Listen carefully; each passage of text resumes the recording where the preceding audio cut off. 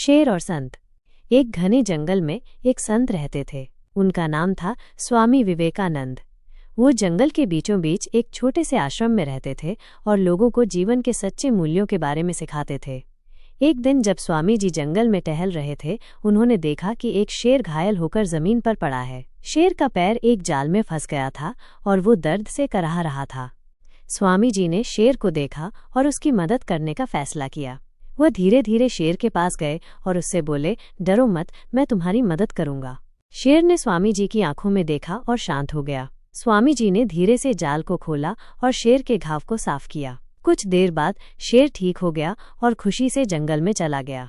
कुछ दिनों बाद स्वामी जी ने देखा कि वही शेर उनके आश्रम के पास आकर बैठ गया है। शेर ने स्वामी जी को देखा और मुस्कुराया। स्वामी जी ने महसूस किया कि शेर उनका धन्यवाद करने आया है। उस दिन के बाद शेर रोज आश्रम के पास आता और स्वामी जी के साथ समय बिताता। एक दिन जब स्वामी जी आश्रम में ध्यान कर रहे थे, उन्होंने देखा कि शेर एक छोटे से बच्चे को लेकर आया है। बच्चा घायल था और दर्द से चिल्ला रहा था। स्वामी जी ने तुरंत बच्चे की मदद की और उसके घाव को साफ किया। कुछ देर बाद बच्चा ठीक हो गया और खुशी से अपने घर चला गया। इस घटना ने स्वामी जी के मन को गहराई से छू लिया। उन्होंने महसूस किया कि जानवरों में भी इंसानों की तरह भावनाएं होती हैं। वो जान गए कि प्रकृति और जानवरों के साथ मिलकर रहना ही सच्ची शांति का मार्ग है। कहानी का सार। ये कहानी हमें सिखाती है कि जानवरों में भी इंसानों की तरह भावनाएं होती हैं। हमें उनके साथ मिलकर रहना चाहिए और उनकी मदद करनी चाहिए। प्रकृति और जानवरों के साथ मिलकर रहना ही सच्ची शांति का मार्ग है। इसलिए जब भी आप तनाव में हों, प्रकृति और जानवरों के साथ समय बिताएं और उनकी मदद करें। यही सच्ची शांति का मार्ग है। चांदनी रात की सैर। एक गांव में रहने वाली एक युवती मीरा हर रोज की भागदौड़ और तनाव से थक चुकी थी। एक दिन उसने फैसला किया कि वो खुद को थोड़ा आराम देगी। रात के समय जब पूरा गांव सो रहा था, मीरा ने चांदनी रात में टहलने का फैसला किया। वो धीरे धीरे गांव के बाहर एक छोटे से तालाब की ओर चल पड़ी। चांदनी रात में तालाब का पानी चमक रहा था और हवा में ठंडक थी। मीरा ने तालाब के किनारे बैठकर अपनी आंखें बंद कर लीं और गहरी सांस ली। उसने पक्षियों के मधुर स्वर और पत्तों के सरसराहट की आवाज सुनी। उसे लगा जैसे प्रकृति उससे बात कर रही हो। थोड़ी देर बाद मीरा ने आंखें खोलीं और आसमान की ओर देखा। चांद और तारे उसे मुस्कुराते हुए लग रहे थे। उसने महसूस किया कि उसका तनाव धीरे धीरे दूर हो रहा है और उसके मन में शांति छा गई है। मीरा ने सोचा, कभी कभी हमें बस थोड़ा रुककर प्रकृति की गोद में बैठना चाहिए। यही सच्चा आराम है। उस रात के बाद मीरा ने हर रोज थोड़ा समय निकालकर प्रकृति के साथ बिताना शुरू कर दिया। उसने पाया कि इससे उसका मन हल्का और शांत हो गया है। वन की शांति। एक समय की बात है, एक छोटे से गांव में एक युवक अर्जुन रहता था। अर्जुन बहुत मेहनती था, लेकिन उसका मन हमेशा बेचैन रहता था। वो हर समय कुछ न कुछ सोचता रहता और अपने जीवन की भागदौड़ में खोया रहता।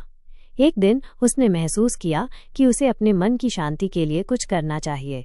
अर्जुन ने सुना था कि पास के घने जंगल में एक ऋषि रहते हैं जो लोगों को मन की शांति का मार्ग दिखाते हैं। उसने फैसला किया कि वो ऋषि से मिलने जाएगा। अगले दिन सुबह सुबह अर्जुन ने अपना थोड़ा सा सामान बांधा और जंगल की ओर चल पड़ा। जंगल का रास्ता बहुत सुंदर था। पेड़ों की हरियाली, पक्षियों का मधुर गीत और नदी का कल कल करता पानी अर्जुन के मन को सुकून दे रहा था। वो धीरे धीरे चलता रहा और कुछ घंटों बाद वो एक छोटे से आश्रम के पास पहुंचा। आश्रम के बाहर एक बूढ़े ऋषि ध्यान में बैठे थे।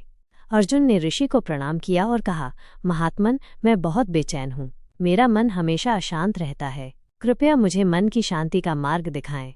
ऋषि ने मुस्कुराते हुए कहा, बेटा, शांति तो तुम्हारे भीतर ही है। तुम्हें बस उसे पहचानना है। तुम यहाँ कुछ दिन रुको और प्रकृति के साथ समय बिताओ। शायद तुम्हें अपने सवालों के जवाब मिल जाएं।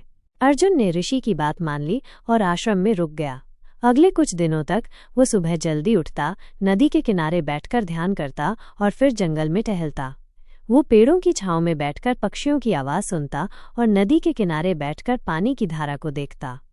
एक दिन जब अर्जुन जंगल में टहल रहा था, उसने देखा कि एक छोटा सा बंदर एक पेड़ से गिर गया है। बंदर घायल हो गया था और दर्द से चिल्ला रहा था। अर्जुन ने तुरंत बंदर को उठाया और उसकी मदद की। उसने बंदर के घाव को साफ किया और उसे पानी पिलाया। कुछ देर बाद बंदर ठीक हो गया और खुशी से पेड़ पर चढ़ गया। इस घटना ने अर्जुन के मन को गहराई से छू लिया। उसने महसूस किया कि जब वो दूसरों की मदद करता है तो उसका मन शांत और खुश हो जाता है। उसे लगा जैसे उसने अपने भीतर की शांति को पहचान लिया है। कुछ दिनों बाद अर्जुन ने ऋषि से विदा ली और गांव लौट आया। उसने अपने जीवन में बदलाव लाने का फैसला किया। वो अब हर रोज थोड़ा समय प्रकृति के साथ बिताता और दूसरों की मदद करने की कोशिश करता। धीरे धीरे उसका मन शांत और संतुष्ट हो गया। कहानी का सार। ये कहानी हमें सिखाती है कि शांति हमारे भीतर ही होती है, हमें बस उसे पहचानना है। प्रकृति के साथ समय बिताना और दूसरों की मदद करना हमें आंतरिक शांति और संतुष्टि दे सकता है। इसलिए जब भी आप तनाव में हों, थोड़ा रुकें, प्रकृति के साथ जुड़ें और अपने आसपास के लोगों की मदद करें। यही सच्ची शांति का मार्ग है। सागर की लहरों की गीत तारांकन। एक छोटे से समुद्री किनारे के पास एक गांव था जहां एक युवती नैना रहती थी। नैना बहुत ही संवेदनशील और सपनों भरी लड़की थी, लेकिन उसका मन हमेशा किसी न किसी चिंता में डूबा रहता था। वो अक्सर समुद्र के किनारे जाकर बैठती और लहरों को देखती, मानो वे उसकी बेचैनी को दूर कर देंगी। एक दिन जब नैना समुद्र किनारे बैठी थी, उसने देखा कि एक बूढ़ा मछुआरा धीरे धीरे चलते हुए उसकी ओर आ रहा है। मछुआरे के चेहरे पर एक शांत मुस्कान थी और उसकी आंखों में गहराई थी। वो नैना के पास आकर बैठ गया और बोला, बेटी, तुम्हारे चेहरे पर चिंता की रेखाएं हैं, क्या बात है? नैना ने मछुआरे को अपनी सारी परेशानियां बताईं। उसने कहा कि वो हमेशा भविष्य के बारे में सोचती रहती है और अपने सपनों को पूरा करने के लिए परेशान रहती है। मछुआरा मुस्कुराया और बोला, तुम्हें समुद्र की लहरों से सीखना चाहिए। देखो, ये लहरें कैसे आती हैं और चली जाती हैं। वे न तो अतीत की चिंता करती हैं, न ही भविष्य की। वे बस इस पल में जीती हैं। नैना ने लहरों को ध्यान से देखा। उसने महसूस किया कि लहरें बिना किसी चिंता के आती हैं और चली जाती हैं। वे न तो रुकती हैं, न ही किसी बात की परवाह करती हैं। मछुआरे ने आगे कहा, जीवन भी लहरों की तरह है। हर पल नया है और हर पल एक नई शुरुआत है। तुम्हें बस इस पल में जीना सीखना है। नैना ने मछुआरे की बात को गहराई से समझा। उसने फैसला किया कि वो अब से हर पल को जिएगी और चिंताओं को दूर करेगी। वो रोज समुद्र किनारे आती और लहरों को देखती, मानो वे उसे जीवन का सच्चा मतलब सिखा रही हों। कुछ दिनों बाद नैना ने महसूस किया कि उसका मन पहले से कहीं अधिक शांत और खुश है। उसने अपने सपनों को पूरा करने के लिए काम करना शुरू किया, लेकिन अब वो चिंताओं से मुक्त थी। वो जान गई थी कि जीवन की हर लहर एक नया अवसर लेकर आती है और हमें बस उसे ग्रहण करना है। कहानी का सार। यह कहानी हमें सिखाती है कि जीवन की चिंताओं को दूर करने के लिए हमें वर्तमान में जीना सीखना चाहिए। समुद्र की लहरों की तरह हर पल नया होता है और हर पल एक नई शुरुआत लेकर आता है। इसलिए जब भी आप तनाव में हों, बस इस पल में जिएं और जीवन की सुंदरता को महसूस करें। पहाड़ों की गोद में शांति। एक समय की बात है, एक छोटे से शहर में एक युवक राहुल रहता था। राहुल बहुत ही महत्वाकांक्षी और मेहनती था, लेकिन उसका जीवन हमेशा तनाव और चिंताओं से भरा रहता था। वो हर समय काम में व्यस्त रहता और अपने लिए समय नहीं निकाल पाता था। एक दिन उसने महसूस किया कि उसे अपने जीवन में बदलाव लाने की जरूरत है। उसने सुना था कि पहाड़ों की गोद में एक छोटा सा गांव है जहां लोग शांति और सुकून से रहते हैं। राहुल ने फैसला किया कि वो उस गांव में जाएगा और कुछ दिन वहां बिताएगा। अगले दिन सुबह सुबह राहुल ने अपना थोड़ा सा सामान बांधा और पहाड़ों की ओर चल पड़ा। पहाड़ों का रास्ता बहुत सुंदर था। हरियाली से भरे पेड़, झरनों का मधुर संगीत और पक्षियों का कलरव राहुल के मन को सुकून दे रहा था। वो धीरे धीरे चलता रहा और कुछ घंटों बाद वो उस छोटे से गांव में पहुंचा।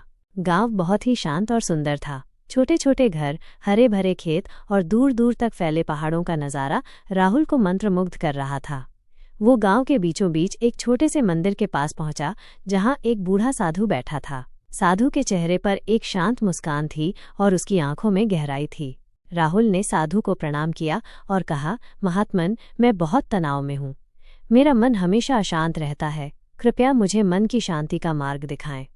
साधु ने मुस्कुराते हुए कहा, बेटा, शांति तो तुम्हारे भीतर ही है। तुम्हें बस उसे पहचानना है। तुम यहाँ कुछ दिन रुको और प्रकृति के साथ समय बिताओ। शायद तुम्हें अपने सवालों के जवाब मिल जाएं।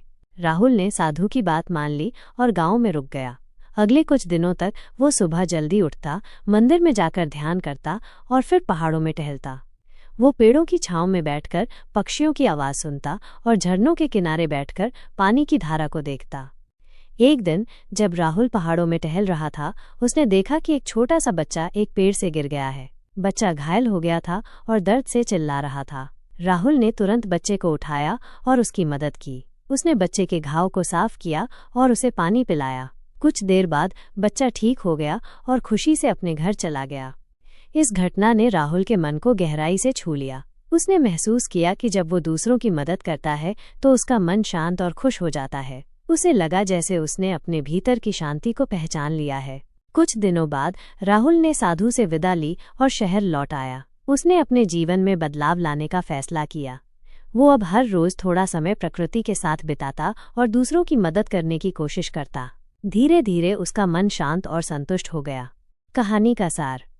ये कहानी हमें सिखाती है कि शांति हमारे भीतर ही होती है, हमें बस उसे पहचानना है। प्रकृति के साथ समय बिताना और दूसरों की मदद करना हमें आंतरिक शांति और संतुष्टि दे सकता है। इसलिए जब भी आप तनाव में हों, थोड़ा रुकें, प्रकृति के साथ जुड़ें और अपने आसपास के लोगों की मदद करें।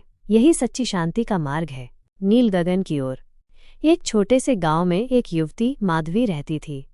माधवी बहुत ही सरल और प्रकृति प्रेमी थी, लेकिन उसका मन हमेशा किसी न किसी चिंता में डूबा रहता था। वो अक्सर गांव के बाहर एक ऊंची पहाड़ी पर जाकर बैठती और आसमान को देखती। उसे लगता कि आसमान की विशालता और शांति उसकी चिंताओं को दूर कर देगी। एक दिन जब माधवी पहाड़ी पर बैठी थी, उसने देखा कि एक बूढ़ी महिला धीरे धीरे चलते हुए उसकी ओर आ रही है। महिला के चेहरे पर एक शांत मुस्कान थी और उसकी आंखों में गहराई थी। वो माधवी के पास आकर बैठ गई और बोली, बेटी, तुम्हारे चेहरे पर चिंता की रेखाएं हैं, क्या बात है? माधवी ने महिला को अपनी सारी परेशानियां बताईं। उसने कहा कि वह हमेशा भविष्य के बारे में सोचती रहती है और अपने सपनों को पूरा करने के लिए परेशान रहती है। महिला मुस्कुराई और बोली, तुम्हें आसमान से सीखना चाहिए। देखो, ये बादल कैसे आते हैं और चले जाते हैं। वे न तो अतीत की चिंता करते हैं, न ही भविष्य की। वे बस इस पल में जीते हैं। माधवी ने बादलों को ध्यान से देखा। उसने महसूस किया कि बादल बिना किसी चिंता के आते हैं और चले जाते हैं। वे न तो रुकते हैं, न ही किसी बात की परवाह करते हैं। महिला ने आगे कहा, जीवन भी बादलों की तरह है। हर पल नया है और हर पल एक नई शुरुआत है। तुम्हें बस इस पल में जीना सीखना है। माधवी ने महिला की बात को गहराई से समझा। उसने फैसला किया कि वो अब से हर पल को जिएगी और चिंताओं को दूर करेगी। वो रोज पहाड़ी पर आती और आसमान को देखती, मानो वो उसे जीवन का सच्चा मतलब सिखा रहा हो।